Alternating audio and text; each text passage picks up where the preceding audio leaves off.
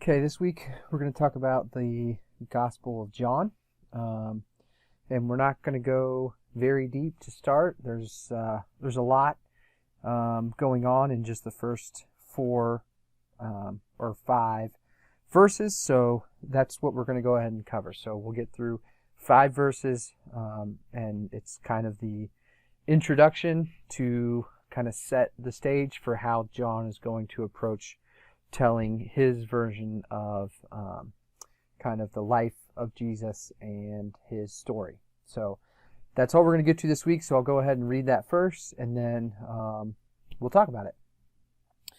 So John chapter 1, verse 1. In the beginning was the Word, and the Word was with God, and the Word was God. He was in the beginning with God. All things were made through him, and without him was not anything made that was made. In him was life, and the life was the light of men. The light shines in the darkness, and the darkness has not overcome it. So, just a few things right off the bat before we talk too deeply about what this is saying. I would suggest, if you haven't already, or if you haven't done it in a while, read the whole book. So, go in, find some time. Either read or find an audio version. You can go find them on YouTube. There are lots of versions of it.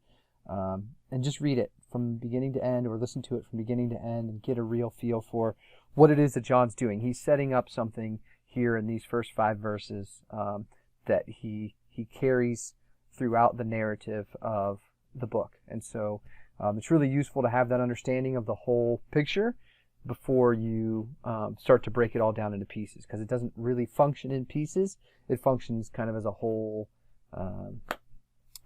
storyline. But since we're going to go through it piece by piece, we're going to think about the whole story as we go through each of the parts. So I consider doing that. Pause this, go find a version of it somewhere, or go sit down and read it.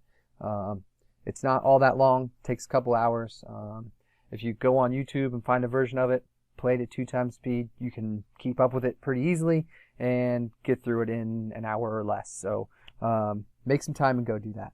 I will also say that I've read through this gospel at least once in my adult life, but it was probably in college or shortly after, and reading through it again and going through it again and studying it to talk about it here, just a whole new perspective, a lot of stuff to call out and to go through. So even if you've read it before, there's a lot here, and reading it over and over and over again, I have a feeling there would still be a lot there to get. So it's worth doing. So with that, let's talk a little bit about John himself, John the man. He was one of Jesus' 12 disciples. He's thought of as the beloved disciple. He refers to himself that way. That's part of how he's kind of remembered in history as the beloved disciple. And he wrote this gospel as well as the 3 letters, 1st, 2nd, and 3rd John, which we've already discussed, as well as the book of Revelation. So he contributed a decent amount to the New Testament and how we perceive Jesus and what his mission was, and what his early followers thought of him, and how they taught each other about him, and what they thought it meant to live like him, and all of those things. So John's a pretty complex thinker, and so he's giving a pretty in-depth explanation of who and what Jesus is through this gospel account. So it's a lot different from the first 3 gospels. He starts with the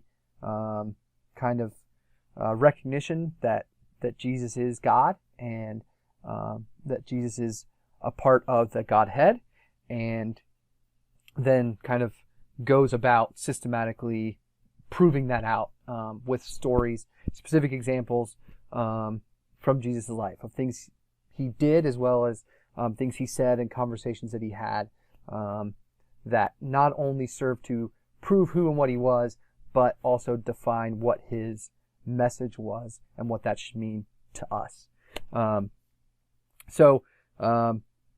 He was also thought of as, or maybe not thought of, but depicted kind of artistically. All of the gospel writers kind of have certain symbols that have been used over the course of history to kind of represent them. And Matthew was an angel, a winged man, essentially. Mark was a lion. John is an ox. And, Luke is an ox. John is an eagle. And the idea behind John being the eagle is that he kind of has this eagle's eye view of time and life and existence and the world. And so he's kind of, you get that perspective immediately. He takes this big step back and says, okay, we're going to talk about from the very beginning of time, and then we're going to frame this entire account of Jesus' life through the lens of his place in eternity. And so you could call that an eternal perspective. I know that's kind of a cliche term, but that's really how he approaches it. He's not thinking, he's not coming to this story of Jesus as just the perspective of the limited interactions he had with Jesus or what he saw and heard, but his understanding of how Jesus fits into the overall story of creation, of God, of God's people. And there's a lot of consistent references and allusions to the Old Testament, Genesis especially. And so with that, let's just go ahead and start right there, because that's kind of exactly what he does in this intro, is he goes straight to Genesis. So the first 3 words of the book of John in the beginning are the same as the first 3 words of the Bible. And so what John is doing right up front is saying that this whole story that he's about to tell about this person can be viewed through the context of all of eternity. And he's setting this person up as being part of that initial creation story. So if you go to Genesis and read through the first chapter of Genesis, you'll see the story is laid out in the days and the creation and all the things that God created within that time. And as he's speaking these things into life, as he's speaking creation into being, John is saying that while we didn't have that picture of Jesus being part of that creation back then, now that we've seen and experienced his life and what he told us, we know that he actually was there and active and contributing in a significant way to that whole process. And before it even acknowledges that this is Jesus, we haven't even heard the name Jesus in the story yet. What he's being referred to here is, what he's being referred to as here is the Word.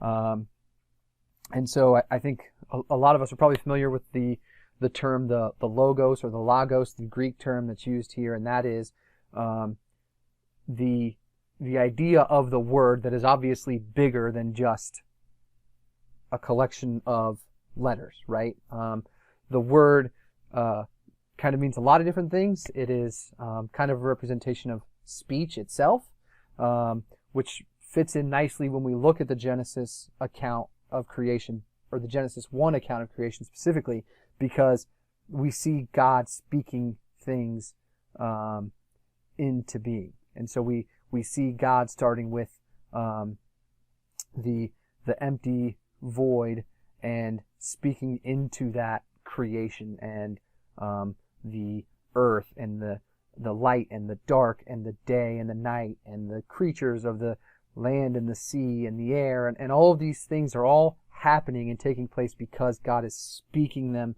into being. And through that speech, we see everything happens. He says, "Let there be light," and there is.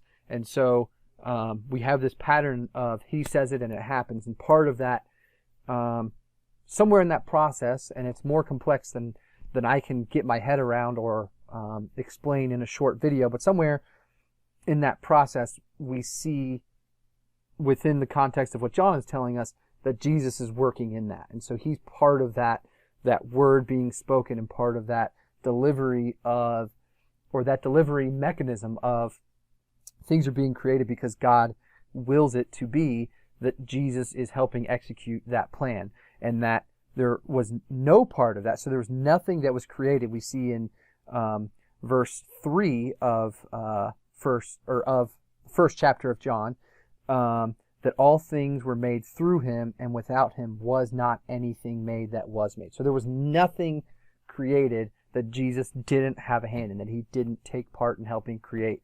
And we also see, if we go back to verse 2, he was in the beginning with God. And if we go back to verse 1, in the beginning was the Word, and the Word was with God, and the Word was God. So we see that this Word, Jesus, was God and at the same time was with God. So it is part of God, but also at the same time distinct from God. And so this is the beginning of kind of developing an understanding of the Trinity and this concept of the Godhead. And there's multiple parts, but it is still only one. And that is a theme that we will continue to see through John as well. And the other kind of piece to the Word being Jesus is this idea that speech creates, that speech has this power, particularly when it's coming from God, but also that there is this unique individual that is the Word, that is embodied in this being that is Jesus. So speech in general has its own power, but then the Word is embodied in a human being that we're going to read about through the rest of the story. And so it takes on kind of a second meaning of a unique and divine concept of the Word that is kind of hard to get our heads around. So we'll have to discuss that some more. But it's an interesting way for John to just start off right off the bat, jumping into this story of Jesus. And so he kind of gets you thinking from the very beginning, before you even get into any of the stories or anything else, just the first verse, the first sentence alone, it just kind of hits you in the face with a lot to think about and a lot to kind of digest and try to put in context. And that's one thing that John is particularly keen on doing, is he's trying to put this whole thing in the context of a Jewish worldview and of a worldview of what God has created. And so one thing that I think is maybe, it was for me, maybe useful to do, is to attempt to think as you're reading through John, and especially this beginning introductory part. I think we're so familiar with what this idea of the Word is and who Jesus is, and we've had that shape our society for 2,000 years now, and we're on the kind of the far end of being able to read this as if we don't know much about Jesus, as if we're just first century Jews who know the creation story, who know the stories of the Old Testament, of the flood, and then Abraham and his bloodline, and how all of this fits into God's greater story. And so there's this thing that John is doing where he's actually explaining all of this in the context of that. So somebody who doesn't see Jesus through the lens that we've been trained to see him through, who doesn't have a calendar marked based off of Jesus' birth, and who doesn't have a lot of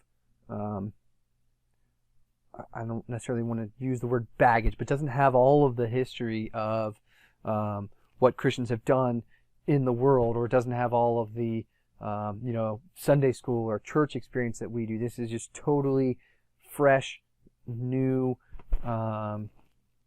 perspective on the world that would have completely rocked a person's world as a first century Jew. But even today, to give it that kind of fresh perspective, I think it can still rock all of our worlds in this day and age. And I know that it did mine personally. And one of the crazy things about that too is when even if you try to think about it from a modern point of view, knowing everything that we know, there's no gap, there's no separation between what Genesis describes, what John describes, how he puts Jesus into that Genesis story, and then when we follow the life of Jesus and the apostles that provided additional teaching after Jesus' life, they all still shake out. And I think the more you understand the world, the more you grasp the structure of creation, of matter.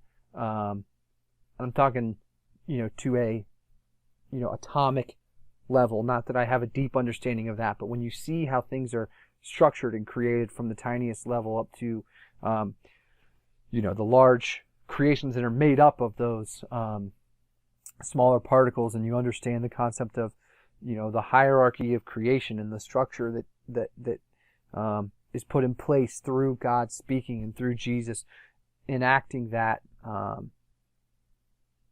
putting that into the world through embodying the Word. It just becomes so much deeper and richer, and I think it continues to do that. It goes on and on. The more you understand people and earthly organizations, whether they're government structures or church structures or business structures, structures of humans, you see the same patterns start to develop, and you see that the wisdom in this book, the Bible, as well as in the specific writings of John, how it doesn't become less reasonable to believe, but more reasonable to believe that a person like John, with an eternal perspective in an vastly less developed world than we inhabit today, is pointing out things that become more true and more relevant the more we understand the world, rather than the opposite. And that's not something that can be said about many of the world's religions. Most of the religions that existed in John's time have gone by the wayside for good reason. And this one has stayed because it continues to prove itself to be true time and time again, even in the accounts that seem archaic and oversimplified. There's so much depth in them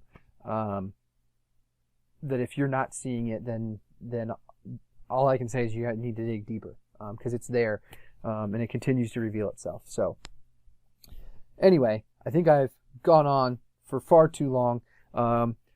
The rest of this passage here is, if we pick up in verse 4, in him was life, and life was the light of men.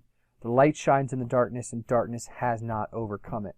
And this is really interesting too, because what John is doing here is setting up some dichotomies and some overarching principles that he's going to kind of weave together throughout the rest of the story of John. So at any given time when you're reading through John, you kind of have a few different things on the table that are just kind of slowly being woven together into this kind of tapestry that we see the overall story of John, which is why I encourage you to read the whole thing or to listen to the whole thing ahead of time. Is you get this idea of the whole story that he's trying to tell, and it's not necessarily the same stories you're getting from the other Gospels, because it has a specific approach and a specific narrative that we will get into more as we go through it. But he's setting that narrative up by talking about these kind of opposing things. So he talks about life, which, obviously the opposite of life is death. And we see, obviously Jesus embodies, or kind of the whole climax of the story of Jesus is the life and death dichotomy. But there's also this idea of light and darkness, and those two are tied closely together. So life and death and light and dark, and those will be repeated throughout these stories, and referenced and built upon, and tied together. So the whole thing comes together. As you go through it, you get a more and more clear picture of what those things are and what they mean, and how they impact us or should impact us. So I won't get too in depth on any meanings on those. They're just kind of the setup for how the rest of this goes. But if you look back at Genesis 1 and look at where the concepts of life, or creation, and light and dark are referenced, it's not an accident that those are kind of those are the themes that John is identifying and wanting to use throughout this, because again, the audience is assumed to be familiar with the concepts in Genesis, and particularly Genesis 1. And if you read through Genesis 1 and you hear about God creating the light and the dark and day and night, and creating the creatures, and creating them with the purpose and the design to multiply, to bring forth new life, that life generates more life over time. And so all of these things will continue to be present and continue to reflect that initial creation story, and how Jesus is embodying the law and the view of humanity that God had created and set into motion at the beginning of time. So with that, we'll kind of stop with the lecture / rambling / whatever you want to call that, and I'll give you a few questions, some things to think about before Sunday, and then hopefully when you come on Sunday you'll have some halfway decent answers that we can get into these. So the first one is, do you use your words more to create or to destroy? And provide some examples. And what can we do to help us be more productive with our words? Would you say that you have an eternal perspective? Why or why not? What does it mean for life to be light? How do you experience the struggle between light and darkness? And then what is the framework that you will use to approach the rest of John after reading through this intro? So come prepared to talk about those, and we will hopefully dig a little deeper. See you Sunday.